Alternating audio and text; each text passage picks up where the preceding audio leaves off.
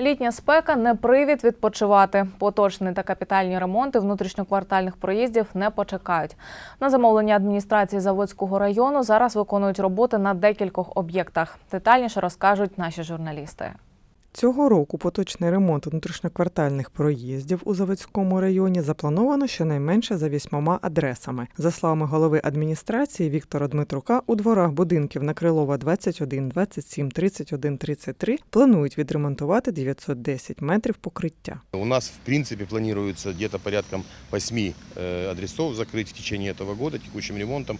Максимально пытаемся, конечно, привести в порядок прилегающую территорию. Помимо этого, там, где есть необходимость, открываем бордюры, углубляемся, и, соответственно, рассматриваем те пожелания жителей, которые находятся на ближайшей территории, и стараемся как-то благоустроить эти дворы и привести их в более-менее нормальное жилое состояние. Підрядна організація А-Сіті Груп виграла тендер і виконує роботи згідно з планом. Вартість усіх 8 внутрішньоквартальних проїздів складає 1 мільйон 760 тисяч гривень.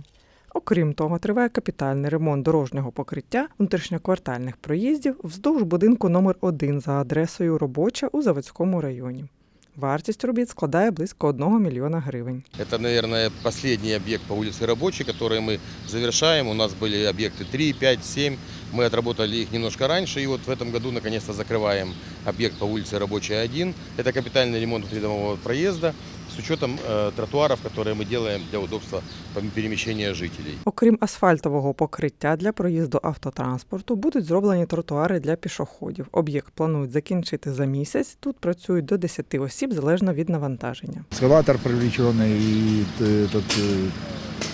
будет и каток, и асфальтировка будет, и асфальтоукладчик будет. То есть работы будут.